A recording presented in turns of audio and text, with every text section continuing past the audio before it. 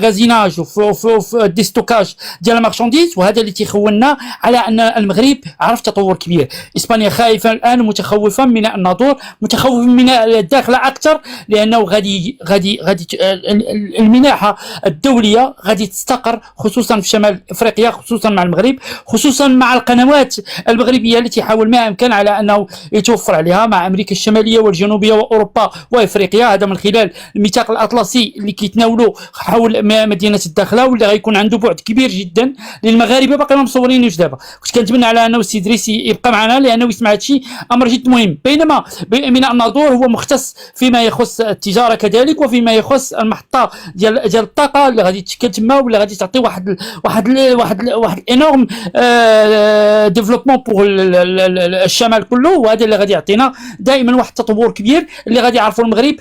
تنظن بانه في السنوات القادمه غتبين تغيير كبير في المغرب. تنظن بانه هذا هو الاسس الكبيره اللي كيهضر عليها الاستاذ سي ادريس، واللي كيهضروا عليها عدد من الاساتذه، واللي الاسس كبيره كتستدعي واحد الصبر شويه باش يمكن هاد المسيره تنمى، وهاد المسيره تعطي القوه ديالها. بغيت نعطي اكثر، ولكن نفضل على انه نرجع للموضوع ديالك باش كمسا ما ناخذش حيز اكبر. ارجعوا للموضوع الداخلي، وهذا امر جد مهم جدا على ما قلتي، غير انما كنذكر الاخوان ديالي.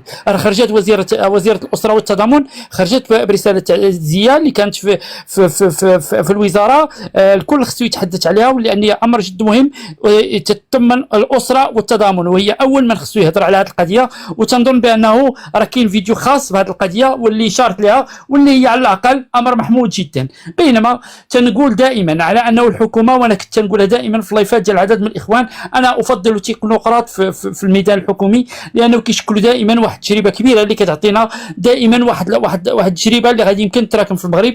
بينما هاد الاحزاب اللي كاينه دابا، تنظن بانه الدافع الاساسي اللي عندها هو دافع شخصي ودافع حزبي قبل من هو دافع وطني، وهذا اللي تيخلينا ان المغاربه ولاو بعيدين كل البعد عن النطاق الحزبي. فيما يخص تخنوش، تنظن بانه الراس انسان اللي كيعتمد على الاقتصاد اكثر ما كيعتمد على السياسه، هو هذا، لانه الفكر ديالو ما مخصصش المغاربه، ما مخصصش الحاله الاجتماعيه المغربيه. كل ما تيهمه هو جمع المال، كل ما تيهمه هو انه يلقى الطابع اللي باغي هو واللي كيمتاز فيه هو. تنظن بان القنوات والاخطبوط ديالو وصل النهايه ديالو الان. العدد من الامور غتبدا تقطع الوصال ديالها، خصوصا في الشبكه الطاقيه وفي عدد من الامور اللي كتخصو، وهذا اللي تيخص على انه المغاربه تكاتفوا الجهود ديالهم في اطار تلبيه عدد من النقاط، خصوصا ما قلت يا الاستاذه على انه المغاربه الان الانتخابات اللي جايه خص كل واحد يلزم المحل ديالو. كنتمنى على انه التكنوقراط يدخلوا بزاف الاحزاب ويعطيو واحد التقويه كبيره للجبهات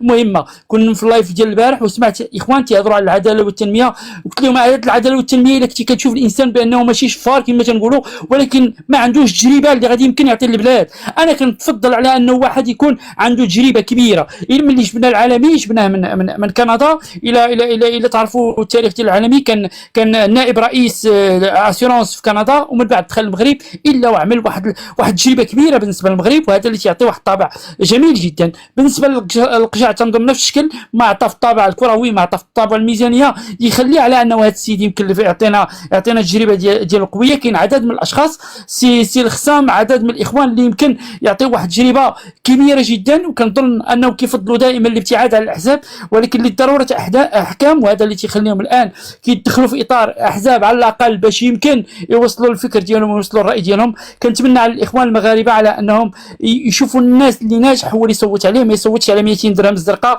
لانه 200 درهم زرقاء غتمشي له في يومين، بينما هذه عمل حكومي ديال 5 سنوات، وهذا امر جد مهم بالنسبه لنا. تنفضل على انه الانسان يعرف ما له وما لا عليه اليوم، ويحاول ينتخب الانسان اللي يكون على قد المسؤوليه. فيما يخص الشبان القاصرين اللي وقعت، وهذه المأساة اللي وقعت في شمال المغرب، تنظن انا بان الامر هو جد مدبر من طرف عدد من المتدخلين العالميين في هذا النطاق، واللي خلات هذه الورقه تمشي في هذا الاتجاه. ولكن تنظن بانه خير بالنسبه للمغاربه، خير بالتعريف بالقضيه ديال السبته ومليليه كمستعمره، كاخر مستعمره في افريقيا، التذكير بالمصالح المغرب خصوصا في هذه المنطقه، ومحاوله الان على انه يجب اتخاذ مسارات اخرى خصوصا في تلبيه مطالب الشعب المغربي. شكرا لك الاخت ديالي، ما بغيتش نعطل اكثر، نبقى في نفس المسار مع الاخوان ديالي، واذا كان شي تساؤل مرحبا. شكرا لك سي